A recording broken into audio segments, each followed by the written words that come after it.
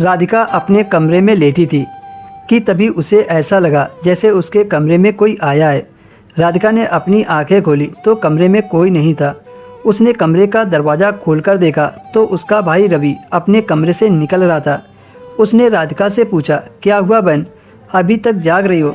राधिका ने कहा, पता नहीं ऐसा कैसे हो सकता है। रवि ने पूछा, अरे हुआ क्या, मुझे भी तो बताओ। राधिका ने कहा, जब मैं कमरे में लेटी थी तो मुझे ऐसा लगा जैसे मेरे कमरे में कोई था, लेकिन जब आँख खोलकर देखा तो कोई नहीं था।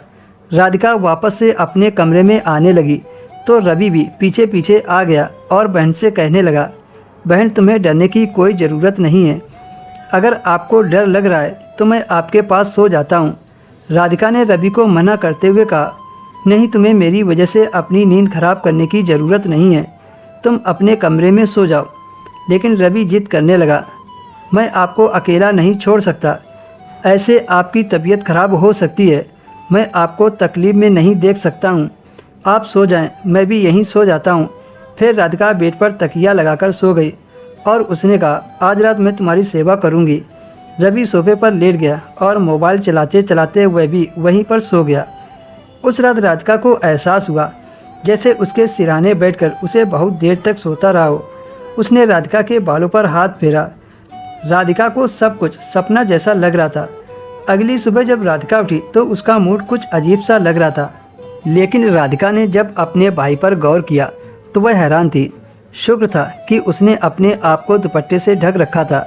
राधिका की कमीज उलट पुलट गई थी। राधिका बहुत हैरत में थी क्योंकि आज से पहले वह कभी भी इस तरह से आराम से नहीं सोई थी। आज रवि बहुत खुश लग रहा था। राधिका को खुश रहने की वजह मालूम नहीं पड़ रही थी। जब राधिका ने इसके पीछे की वजह पूछी तो वह कहने लगा, मैं रोज़ ही ऐसे रहता हूँ।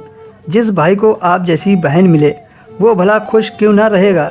घर के सारे काम निपटा कर जब वह बैठी तो रवि तेल लेकर राधिका के पास आया और कहने लगा, दीदी दिखाओ, आज मैं आपके सिर में तेल मालिश कर देता हूँ। राधिका को रवि की हरकतें बहुत अजीब लगती थी। राधिका ने कहा, ये तुम्हारा काम नहीं है और वैसे भी मुझे मसाज की ज़रूरत नहीं है। मगर रवि ने राधिका की बात नहीं मानी और खुद ही उसके सिर पर तेल मालिश करने लगा और कहने लगा, ज़्यादा नखरे मत दिखाया करो, किस्मत वालों को मेरे जैसा भाई मिलता है। सिर में मसाज करने से बहुत सुकून मिलता है। वह राधिका को कमरे में ले गया और उसके बालों में तेल लगाकर मसाज करने लगा। रवि राधिका से बस 1 साल ही छोटा था, इसलिए वह राधिका को उसके नाम से बुलाता था। मसाज करने के बाद राधिका को तेज नींद आ गई और वह लेटते ही सो गई। राधिका के भाई रवि ने राधिका के साथ जो किया वो राधिका ने कभी सोचा नहीं था कि उसका अपना भाई उसके साथ ऐसा कर सकता है। जब राधिका उठी तो उसकी फिर से वैसी ही हालत थी जैसे पिछली रात को थी। वह समझ गई थी कि उसका भाई रात में उसके साथ क्या करता है।